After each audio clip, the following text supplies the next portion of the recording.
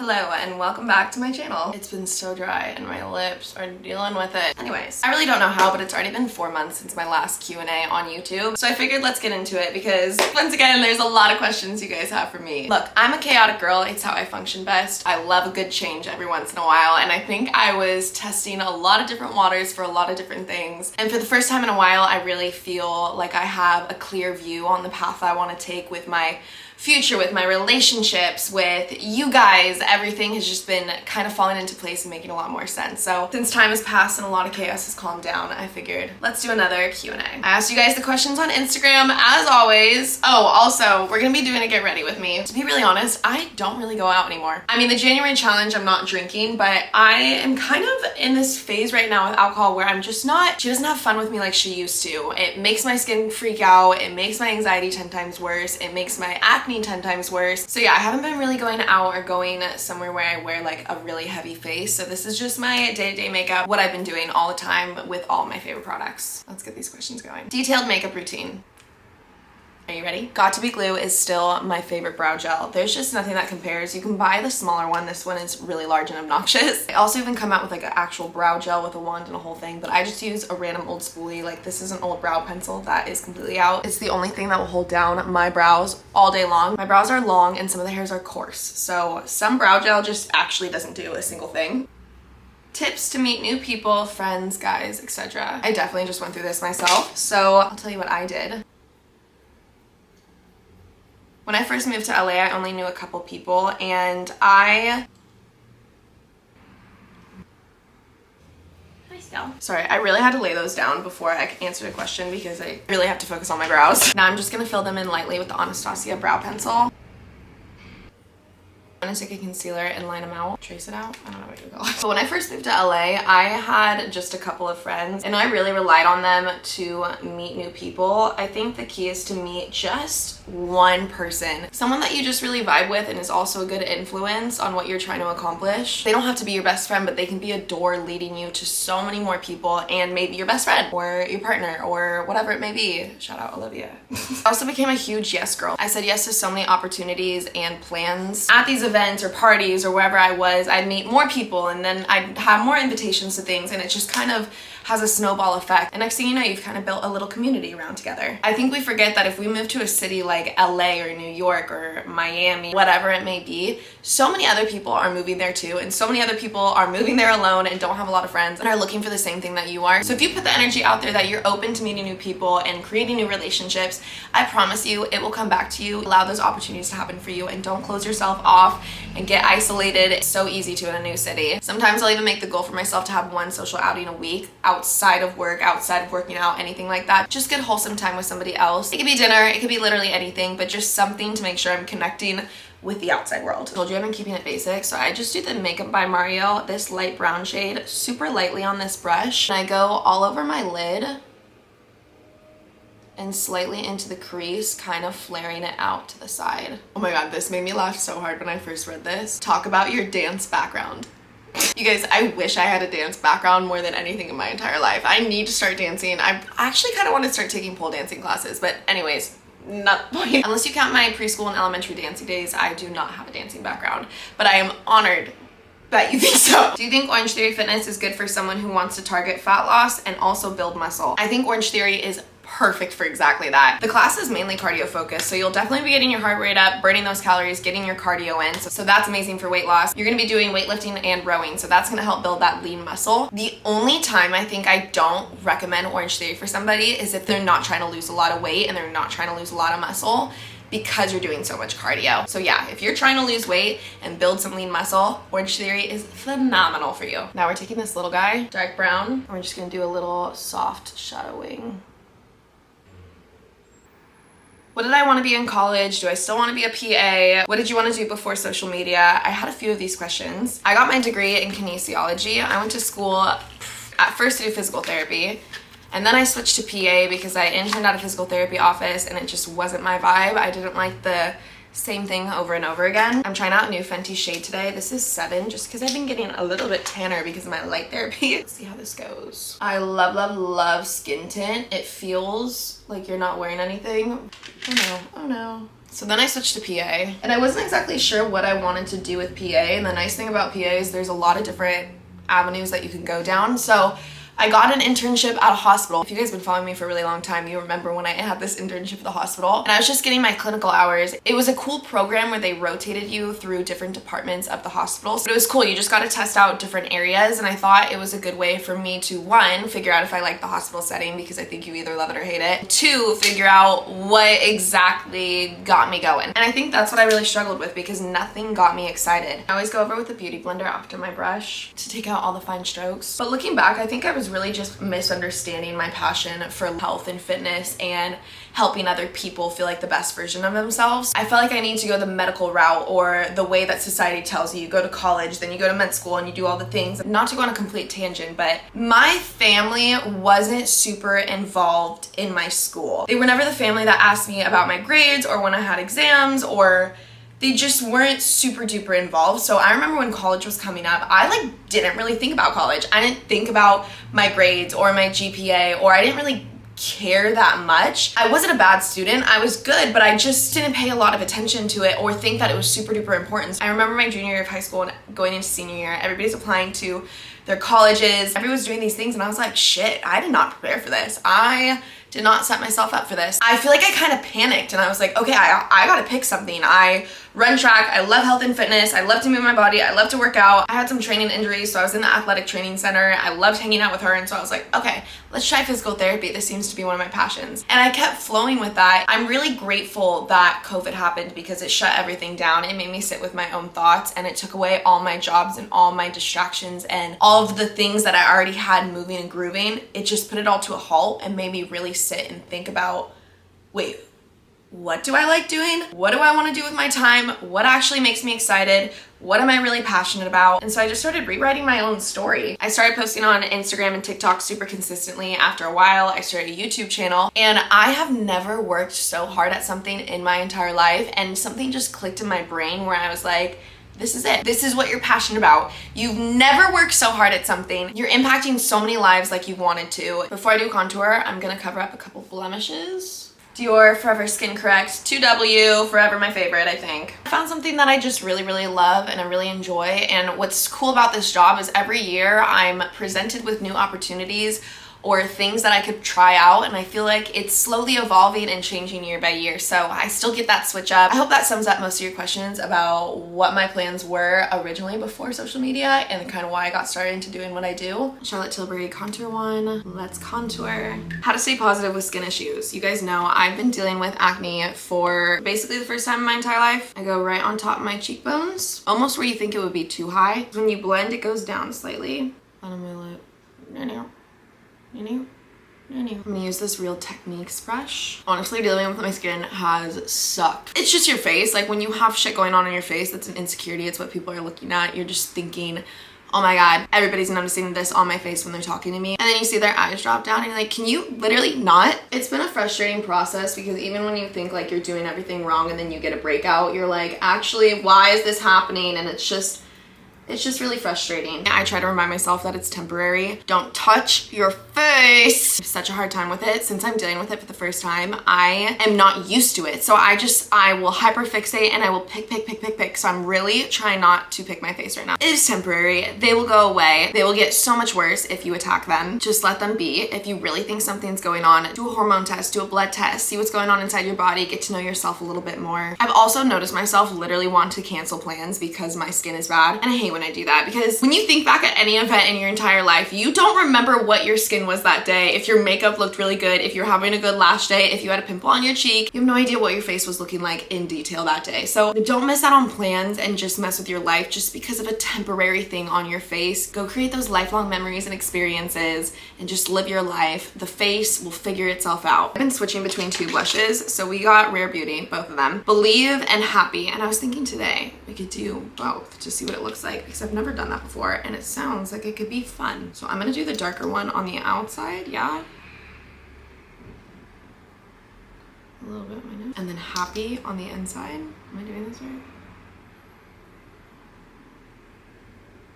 Makeup is so fun. I'm gonna use the same brush that I did my contour with. How do you keep your relationship with fitness and exercise healthy and not obsessive? That is such a good question. Oh! Wait, this is looking so fun. For me, I will get so obsessive with something when I find something that I love or I like, or a new workout routine, or if something made my booty burn a little bit too good, I'm just like, oh! I get really excited and I want to do it nonstop all the time. And then what happens is I burn myself out, and then I end up hating exercise and moving and anything health and fitness related altogether, because I think that feeling is associated with exercise and fitness and health and everything in general. Come to think of it, I think I'm queen of doing that with actually everything in my life. Planning out your schedule and your workout routine and just writing out your goals can really help you stay on track of this. Say you're waking up every single day and you just got a new gym membership, or you got a new gym plan, or you got a new workout set, or all these new things, and so you're just excited and you want to keep going and going and going. It's easy to want to skip rest days, or when you see progress, you're like, oh, I want this progress to happen faster now. And so you start pushing things a lot harder. That motivation is so exciting and so useful to start new habits and start a new routine and get into the swing of things. But make sure you're leaving room to keep that excitement going. Give yourself a rest day. Give yourself a weekend off so that you're so excited to get back to the gym. It's like in relationships where they're like, the time makes the heart grow fonder. Give yourself that time, let your body recover, so that when you go into that next workout, you feel energetic and excited. You basically have to create boundaries with your habits. Too much of anything is toxic for you. And another key thing I always remind myself is that I'm trying to create habits that will last me till I'm older, that I can carry into my 60s and 70s, creating those habits that are setting me up for a successful future. Pushing really hard and doing all of these drastic changes really fast are not gonna last long. It's gonna burn you out, and that's not effective. You want it to be a routine that you enjoy waking up and doing every day. Okay, our creams are on. Now it's time to set everything and get the powders rocking and rolling. I'm gonna grab this little powder brush and my Laura Mercier talc free, and let's set under the eyes. I go here, kind of little triangles. And then I always cut out my contour here. Oh, it's spilled everywhere. I leave the extra on my face while I do my bronzer and blush, which is Patrick Ta. I'm hitting the pan, so sad, need to go to Sephora. Laser or wax? Laser, fully laser. I did laser probably about a year ago. I stopped doing it months ago, and still, oh, my camera got too hot. I gotta move you guys out of the sun. And still my hair growth back is not nearly what it was. I know laser definitely depends on each person. For me, it worked so well. Wax, I felt like I was just paying for the same thing over and over again, having to clean up the same thing. Laser, it was clear that I was having less and less hair as I did it. Always on the bridge of my nose, chin. How to go about a breakup when living with someone. Oh, I know that game. I think the main thing and the most frustrating thing is that you have to be patient with it. You need to move out, or you're kicking them out, and someone has to figure out their shit. It's not just like an overnight process. And it's also super emotional. So it's a hard process and you're really sad about it. So it's a lot. I would say try to give a lot of patience and grace when it comes to that situation, because yeah, it can be really challenging, and I think communication is so huge. Even if it's a shitty breakup, you guys both need to know how to swallow your pride, put shit to the side, and deal with business and handle things, because it's your money, it's your things, it's things that you care a lot about. You don't want to just mess all of that up because you're feeling emotional and hot and heavy. I got some questions about caffeine intake, pre-workouts, all that kind of stuff, what I've been taking for my caffeine. I have not touched pre-workout in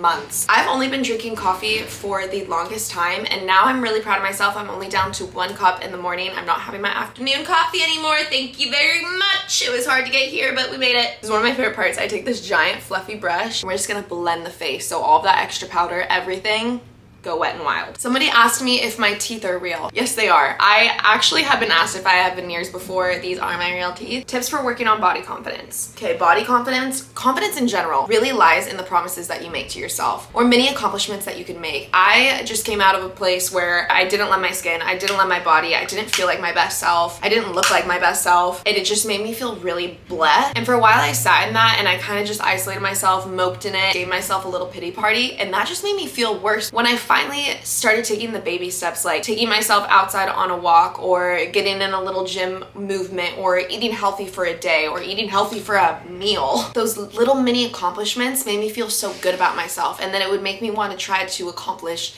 something bigger and better. And I feel like that's what really pulled me out of whatever funk I was having mentally, confidence-wise. And you might not see those changes in your body right away, but you're feeling the improvement in your strength and your skill, and you know you're taking the steps to get there, and you're getting a little bit closer each day that you're putting in the effort. It's really about those little promises that you can accomplish for yourself that will build your confidence the most. I promise. Because even if you don't feel the best, but you're still in the gym and you're able to squat X amount of weight, or you're doing this amount of reps or whatever it may be, you'll look in the mirror and you'll be able to say, you're a badass. You can accomplish all of this shit. I don't care what I look like right now. Look at what I can accomplish right now. Thank you very much. How did you do with Stella when she was a puppy? She seems so calm and my puppy drives me crazy. He's 99% a good boy, but 1% choose everything. Stella is an angel, don't get me wrong, but she has her moments. Before we get into Stella, I'm gonna show you guys what I've been doing for my lips, and I started doing this because I lost my lip liner, but now I'm just kind of really into it and it's less product, so why not? I take my brow pencil, same dark brown one, and you're just gonna line your lips pretty lightly, but line them.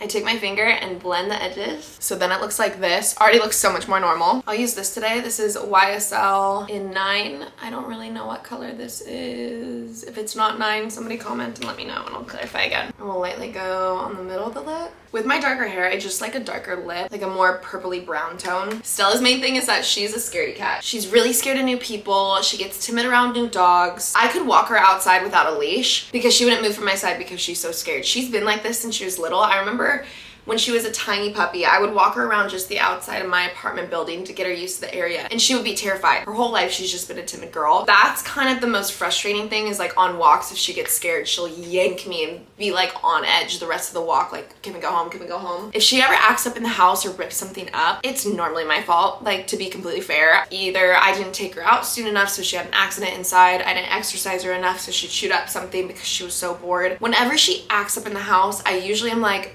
that was my fault, or I know why you did this, I can kind of assess. The only time she's actually acted up for no reason and I was gonna lose my mind was when I started dating my boyfriend. Yes, we'll get into all that. But when I started dating him and he would come over and he would stay over, I've never seen Stella act out or act jealous until that. For no reason at all, she peed on my floor. It was like she was so mad that attention was taken away from her and that we weren't living alone in this home anymore, and she got mad and she was seriously acting up. I remember talking to my friends that have dogs and then looking it up and I was like, damn, she's actually jealous. So I had to give her a little bit extra attention, a little extra loving, and then get a little bit more strict with her ground rules again, and we got back on track. But that was the only time where I was like, last thing, and my least favorite thing, a mascara. And I'll tell you about my boyfriend. I'm sorry, I really didn't mean for this to be one of the last questions. It just kind of ended up like that. Your questions are actually killing me because it was 50% of these responses. But yes, I do have a boyfriend. His name is Josh. He does live in Australia, and I'm gonna be visiting him actually in just a week, which is so crazy. I can't believe the time is already here. Of course, I'll be vlogging and posting. He's gonna be in the vlogs, he's gonna be in the videos, you guys will see him. I'm really not trying to do one of those super secret soft launches. We're long distance just for right now. He had to go back to Australia, and then I'm gonna go visit him, and the plan is for him to come back. But before he went back to Australia and he was here, we were just starting to date and just becoming us, so I didn't want to put him on full blast and post a lot about him, and so that's why you would see in like some TikTok get readies with me him in the background, or like him doing this and yada yada yada, because that was just like what I was comfortable with at the time. But since our relationship has evolved so much, you guys have seen him in my YouTube videos, or he'll comment on my TikToks or my Instagram posts. Like, I'm definitely not trying to hide him whatsoever. If you want to find Josh, you can definitely find Josh. That's just why I haven't really posted about him, because we haven't really been together, and when we were, it was still new, so yeah. And I wanted to make sure, before I introduce anybody to you guys again, I want them to be the most amazing, incredible human being, because you don't deserve anything less. He makes me the happiest girl on the planet. I don't think there's anybody that can make me laugh as hard as him. Every time we're together, it's nonstop laughter, dancing, just even in super shitty situations like Costa Rica when we got caught in the mud and I was getting eaten alive by 100 mosquitoes and we were waiting for such a long time for Tio to come bring his cows and pull us out of the mud. I was still having the best time ever, laughing hysterically because he is just the best human. I'm not trying to hide him whatsoever. I can't wait to show him off to you guys. Mascara all over my eyelids, of course, so I'm gonna wipe this off. I'm just touching on my eyeshadow now. But to give you guys a brief little summary of how we met, you guys know my friend Olivia. I posted about her on my YouTube channel, Instagram. She's honestly been everywhere. She's one of my really good friends and one of the first people that I really had in LA. I just love that girl so much. If you need a personal trainer in the LA area. They met years ago when she was traveling and they always kept in touch and became friends, and she always told him, you really need to meet Tamara, you guys have very similar personalities, and she's always mentioned him to me. When I was going to Bali for that one retreat with my friends, he was actually living in Bali for a couple of months. So it was the last few days I was there, I met him. I remember seeing him and being like, this guy is so cute. But at the time I didn't really know what I wanted, and I was kind of trying to figure out my life and what was going on. We ended up having this accidental date at the beach, and at the beach I told him that I really wanted to see the monkeys. So he's the one that took me to see the monkeys at the crack of dawn, so far away from where I was staying, on his little bike. It was so cute, and I got to see the monkeys, and that was the best thing ever. And then I left Bali, and we didn't talk for like a month, and then he came to LA. I felt way more sorted in my life, and it kind of felt like everything fell into place for me to meet him. Like everything made sense, and then when we hung out, it just clicked so well, and I couldn't get enough of him. I just wanted to see him as much as I could because I knew he was leaving again. But yeah, again, I'm very, very happy, and I can't wait for you guys to meet Josh. You guys will absolutely love him. Okay, our last makeup step, and then I'll do a little speed round of questions now that I can actually focus. I'm loving how my makeup turned out today. It's so cute. Okay, speed round now that I can focus on you. Someone asked ovarian cysts, birth control, fertility, hormones, what's going on with you? I'm not on birth control. I stopped taking birth control over a year ago because it was actually making me insane. I was on the shot that you get every 3 months, which I didn't know because I just never educated myself. It's a birth control that can really mess with your hormones. And in the last 6 months of me being on it, I felt rage inside of myself that I've never felt before. It felt so out of touch and out of my body. My anxiety was worse. Everything just felt really heavy. And as soon as I stopped taking it, not even a month later, I felt a tremendous difference. It was actually crazy. So that's why I stopped taking birth control. And now I'm at a point where I'm just trying to heal my body really naturally, and putting something like that in my body would just definitely not be a good decision right now, especially with my psoriasis and hormone things that I'm already dealing with. So I'm letting my body just do my thing. I actually downloaded Natural Cycles, and I've been tracking my cycle that way, which has been really interesting. I just really want to get in tune with my body. I've been waking up every day and taking note of how I'm feeling. If I feel really energetic in the morning, if I'm sleeping throughout the night. I notice when I start to experience my PMS symptoms, I wake up halfway in the night, or I'll just toss and turn a little bit more. I'll wake up earlier with anxiety. Like, it's not I'll wake up and feel good, I'll wake up stressed out, or it'll be really hard for me to get out of bed. But I've been trying to really just take note of all of these little things and write them in my calendar so that each month I can work on them, and they'll either get better or I'm just not as surprised when they happen every single month. So that's my journey with that. My hormones are definitely out of whack. I know that for sure because 1, my acne, 2, my psoriasis will get a lot worse when my hormones come around. Obviously, that is not an overnight fix.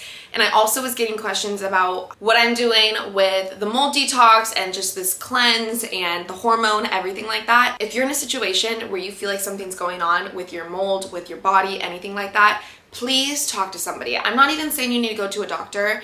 I can leave a couple links below for a couple options. I think one is Mala and one is Blokes and Joy, if I'm saying that correctly. They have hormone panels, comprehensive panels, food sensitivity tests. They have a bunch of things that you can try out and learn about your body.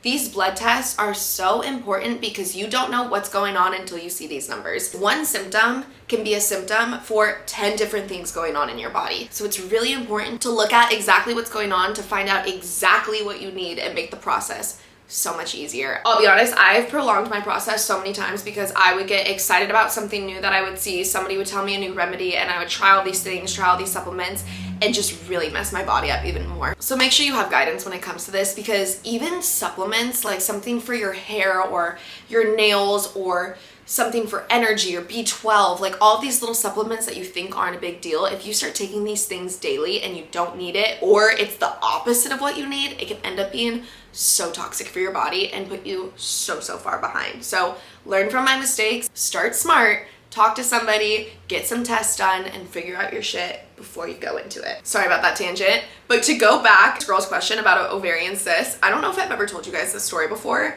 I feel like I've had to have mentioned it at one point. I had one ovarian cyst when I was in college and I had no idea what it was, and I remember being so terrified because it made my period late. And then I'd also get these horrible cramps. Like it wasn't like a period cramp. I could literally pinpoint with a needle where it was hurting every single time it happened. It hurt really bad after I would go to the bathroom because I think pushing on my bladder would just trigger it. So every time I go to the bathroom, I'd feel that cramp. And I'm like, what's going on? Something's happening. One morning I wake up, I go to the bathroom, I pee, I'm getting off the toilet. I start feeling one of the most excruciating pains I've ever felt in my entire life. I literally dropped to my hands and knees and crawled to my ex-boyfriend who was laying in the bed. I was like swatting his leg, like, please help me. Something is very wrong. And he ended up taking me to an urgent care. I met my parents there. and they did an ultrasound. By this point, I was so bloated. I ended up getting an ultrasound in my uterus. So fun. And she was like, yeah, it looks like a lot of fluid. It looks like you had an ovarian cyst and it ruptured. When it ruptures, it's excruciating for women, so that's probably what you felt. And then they made sure to let me know that if you have one, you are more likely to have another. So that's really awesome. I haven't experienced anything since. It was a one and done. I will keep you updated if anything else happens, but I have had an ovarian cyst. If you're dealing with those, I'm so sorry. It is so excruciating and sucks. I'm so sorry. I'll answer just 2 more questions. Fave leg day leggings. Either the TLF seamless, they have like a little bit of a scrunch butt. They just, oh, they always make the cake look so good. Or Vitality Cloud leggings. The stitching is phenomenal and they feel like you are literally wearing nothing. So yeah, TLF seamless or Vitality Cloud. TLF code TLF Tamra, Vitality code Tamra. And last thing, I got a lot of questions asking about how long I'm planning on staying in LA, where I want to move to next, if I'd leave the country, if I could live anywhere in the world, where would it be? Can't choose LA. First of all, I would never choose LA out of anywhere in the world. I'm in this apartment for another 9 to 10 months. After that, I don't really know. Obviously, I'm gonna go visit Australia and see what that's like, and who knows, maybe I'll fall in love with it. I don't really know where I want to end up. I definitely would move out of the country for a little bit just to experience new things. That's something that really interests me and I would love to do at some point in my life, but I'm just not sure when. All I know is that I'm definitely getting over LA. I think after my lease is up, I'll be done with LA. And I'm not ready for San Diego yet because I know that that's it's gonna be more of a chill vibe and I don't think I'm ready to slow down that much. I still wanna be uncomfortable, I just don't want it to be as hectic, if that makes sense. But okay, I think I'm gonna wrap it up there because I've been recording for quite a while now and I feel like we covered a lot. If there's any questions that you are absolutely dying to know, just leave them down below and maybe I'll answer them in the next vlogs to come. I've been so consistent with posting, it's been really fun and I feel like I'm getting back into the swing of it. So make sure to subscribe. I just finished recording the Get Ready With Me Q&A. Oh, lovely. How did the Get Ready With Me go? I was like, you guys will meet him so soon. Wait, excuse me. Can we just hold a second? Because my eyes just started working because I'm just woken up. And I've just seen how good you look right now. What the hell's going on? They're going to wake up and I just go, wait, really? Like, you look the same. Like, obviously you got good makeup on it. Yeah, give the makeup some credit. The makeup looks fantastic. I love the makeup. Oh, baby, I love the way